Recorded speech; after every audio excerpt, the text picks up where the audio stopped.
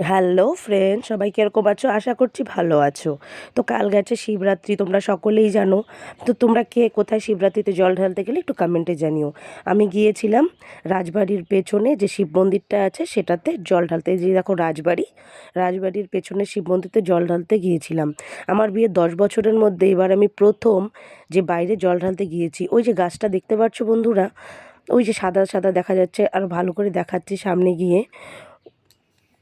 বিয়ের পরে প্রথমবার 10 বছর পরে, বিয়ের 10 বছর, আর আমার শিবরাত্রিতে মানে বাইরে জল ঢালার 10 বছর, মানে বাইরে প্রথমবার বেরোলাম 10 বছরের মধ্যে, এটাই হচ্ছে কথা। ওই যে দেখতে পাচ্ছ বটগাছটা, ওই বটগাছটার মাঝখান দিয়ে শিব ঠাকুর বেরিয়েছে। ওখানে পরে সরকার থেকে সংস্কার করে দিয়েছে। এটা কিন্তু রাজার আমলের। আর এই মন্দিরটা নাকি খুব জাগ্রত। এর আগে তো নন্দী মহারাজকে দেখালাম, এখন অনেক ঠাকুর বসিয়ে দিয়েছে। এই যে লাইনে দাঁড়িয়ে আছি আমরা, দেখো প্রচুর লাইন বন্ধুরা, 2 ঘন্টা ধরে লাইনে দাঁড়িয়েছি। মানে তোমাদেরকে আর কি বলবো, কোমর শেষে যে এটা দিয়ে ঢুকবো এখন।